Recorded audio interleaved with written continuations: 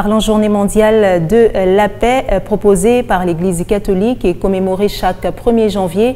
Et pour l'an 2023, le pape François a invité le monde à méditer sur le thème « Personne ne peut se sauver seul » et à la question de savoir quel mécanisme efficace pour l'instauration de la paix tant recherché. Michael Mutula a joint au téléphone Felimbenga Mukuna, ambassadeur universel de la paix depuis Lubumbashi, qui parle du bien fondé de la paix en évoquant quelques mécanismes importants à mettre en œuvre pour l'instauration d'une paix durable.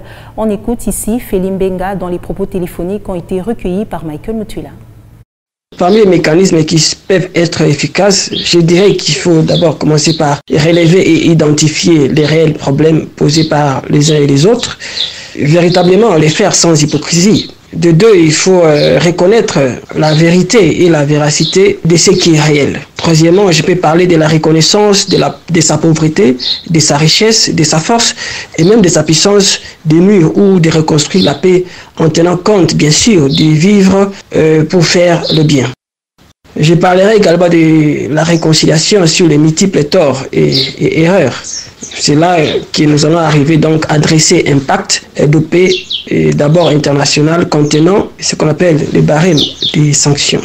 En tant qu'ambassadeur de la paix, nous devons d'abord faire un effort pour la résolution des conflits dans les familles restreintes et élargies. Se faire accepter par tous comme médiateur et faire un rappel à l'ordre divin. Vous savez, Dieu, le Créateur est vivant et le chef de toutes les familles. Quand je parle des familles, c'est d'abord la famille biologique, c'est d'abord aussi la famille en tant qu'église, c'est d'abord la famille en tant que société dans laquelle nous travaillons, c'est en tant que la famille comme province où nous vivons, c'est aussi la famille, par exemple, dans l'espace gouvernemental où nous travaillons.